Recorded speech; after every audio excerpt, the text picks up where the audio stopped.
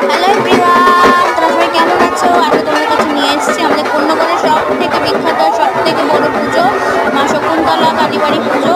কালীবাড়িও বলা যায় না, কালী মন্দিরের পুজো। এই পুজোটা খুবই 135 বছরের পুরনো পুজো। আর তুমি দেখবে এখনই এসে লোকজন যাচ্ছে, এরা সবাই পূজার্থী, যারা পুজো দেবে মাকে। রাস্তায় আশেপাশে লোক দেখছো, এরাই কিছু নয়, এটা তো সবে মন্দির থেকে অনেক দূরে।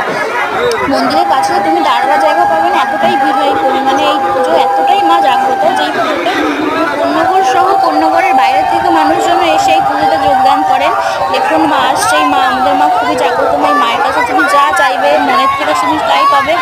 মা সবার কিছু মনের সব ইচ্ছে পূরণ করে। অন্তত আমার তো করতেন যখন আমি পুজো করতাম, এখন তো না হয় করতে পারি না বলে কোনো কারণবশত। আর দেখছো মায়ের মাথা থেকে পাওয়া অব্দি গয়নাগুলো পরানো, এসব মা নিজের গয়না, এগুলো সব সোনা, যেগুলো মা প্রতি বছর একবার করে পড়েন। আর ভোরবেলা পুজো হওয়ার আগেই ভাসান হয়ে যান।